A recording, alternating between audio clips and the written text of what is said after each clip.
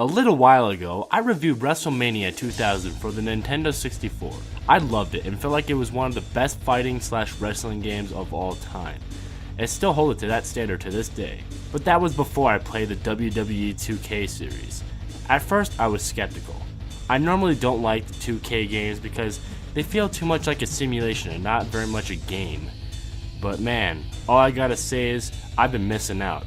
I absolutely love these games. The customization, the action, the smooth controls. I just love it all.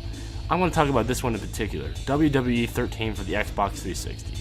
This is probably my favorite game in the WWE series.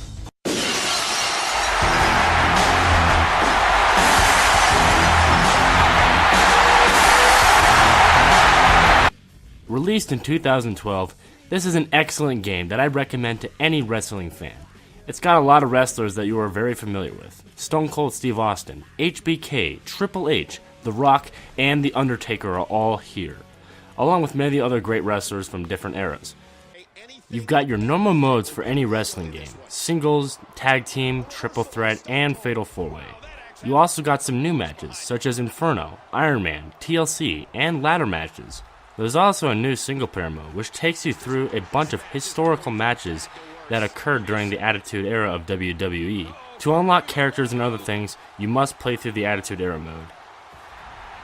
Right here I'm showing off one of my favorite matches from the Attitude Era. This is Mankind vs. Undertaker in a Hell in a Cell match.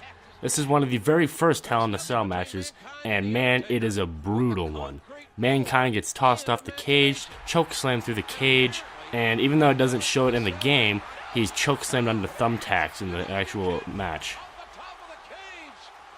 The animated cutscenes do a good job replicating what actually happened in these matches. For instance, in this Hell in a Cell match, all the animations that they do is pretty accurate to what actually happened in the actual match. There's about 7 chapters in the Attitude Era mode. You got Rise of DX, Austin 316, Brothers of Destruction, The Great One, Mankind, WrestleMania, and one that comes after all the chapters that you've completed already. This is where the meat of the game happens. This is where you unlock everything. Video clips, photos, characters, bonus matches. You can unlock tons of stuff in this mode. One thing that's pretty cool about the Attitude Era is that it gives you a history on WCW and WWF. You see, during the 90s, there was this thing called the Monday Night Wars, where both companies were competing for the best ratings. WCW was pulling ahead after they formed NWO, but after WWE ushered in the Attitude Era, everything changed from there. Earlier I mentioned some matches, but I forgot to mention one awesome match, the Royal Rumble. There's all sorts of different variations with it. You've got a 10-man Royal Rumble, and it can go all the way up to a 40-man Royal Rumble. These matches are absolute chaos. Way better than the one on WrestleMania 2000. There's all sorts of different ways to eliminate your opponents. You have to send them over a top rope, and you can do it in any sort of fashion. Whether it's drop kicking them out of there, clotheslining them out of there, super punching them out of there, or anything else, you just got to get them out of the ring as quick as possible. Great reversal there by the Bulldog. You need eyes in the back of your head in a Rumble. You never know who's going to Shamrock. What a move. Moving on, we have the ability to create divas and superstars.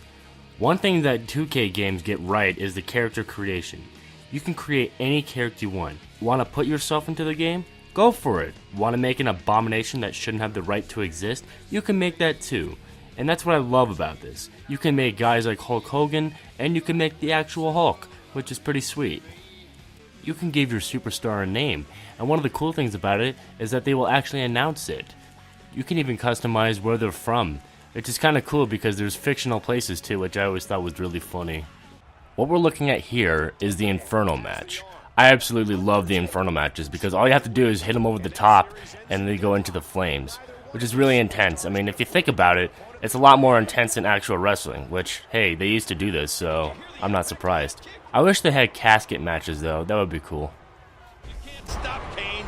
You can only hope to slow him down. Taker reverses it. He's putting those educated feet to good use. Into the tie-up. Who's going to get the upper hand? How would you like to be? One last thing about this game is that it's a really fun party game. If you have a bunch of friends over, I suggest breaking it out. Even if they're not big fans of the WWE, it's still really fun. I have friends who personally don't like the WWE and still play this game with me. So that just shows how awesome it is. Over the top rope, and he lands hard outside of the ring.